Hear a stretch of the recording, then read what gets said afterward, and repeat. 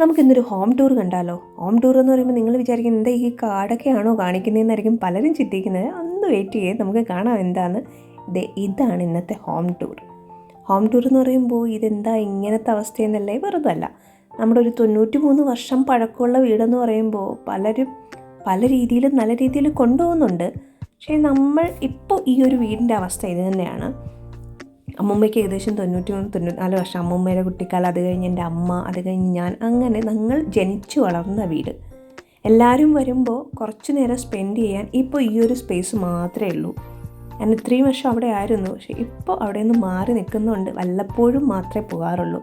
പണ്ടത്തെ ഉണ്ടോ ഇത് എന്താ പറയുക, തട്ടിൻപുറം, അങ്ങനത്തെ തടികൾ, ഫുൾ തടികളാണ് കേട്ടോ, തട്ടിൻപുറമാണ് ഇത്.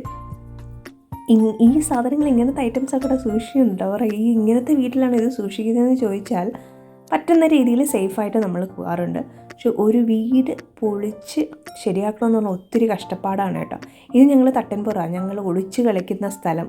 എന്താ പറയുക, ഏണി വെച്ച് കയറി മെല്ലിൽ കയറി ഒളിച്ച് കളിക്കാറില്ല. ഇപ്പോഴത്തെ കുട്ടികൾക്ക് ഇതൊന്നും അറിയത്തില്ല. അങ്ങനെ ജനിച്ച് വളർന്ന വീട്. അപ്പം അമ്മ ഇതിപ്പുണ്ട്. അമ്മ കുറച്ച് ജോലി തിരക്കിലാണ്. എന്താണെന്നല്ലേ, ഇന്ന് ഞങ്ങളുടെ വീട്ടിലെ കുടുംബക്ഷേത്രം അവിടെയുണ്ട്. അവിടുത്തെ വാർഷികമാണ്. വാർഷികം കൊണ്ട് എല്ലാവരും വന്നിട്ടുണ്ട്. വല്യമ്മയുണ്ട്, കുഞ്ഞമ്മയുണ്ട്, ചേച്ചിമാരുണ്ട്, അങ്ങനെ എല്ലാവരും വന്ന്. ഇതാണ് ഞങ്ങളുടെ കുടുംബക്ഷേത്രം തിരക്കത്.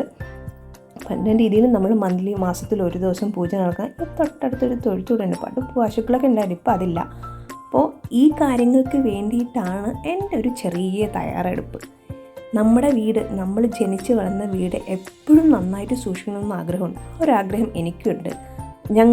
എൻ്റെ കയ്യിൽ കിട്ടുന്ന ഒരു സേവിങ്സ്, അതിനു വേണ്ടി എനിക്ക് പറ്റുന്ന രീതിയിൽ റെഡിയാക്കാൻ വേണ്ടിയിട്ട് ഓട്ടത്തിൽ തന്നെയാണ് ഞാൻ. അതിന് വേണ്ടിയിട്ട് പലരും ചോദിക്കും എന്തിനാ ഈ അത്യാഗ്രഹത്തോടെ ഓടുന്ന എന്ന് ചോദിക്കുന്നവർക്ക് ഒരു മറുപടിയായിട്ടാണ് ഞാൻ ഈ ഒരു വീഡിയോ ഇട്ടത്. അപ്പോൾ ഇതിൻ്റെ വല്യമ്മ കേട്ടോ, ഇത് ഞങ്ങളുടെ അവിടുത്തെ ഒരു ആൻറ്റിയാണ്. പിന്നെ ഇത് കുഞ്ഞമ്മ, അങ്ങനെ എല്ലാവരും ഉണ്ട്.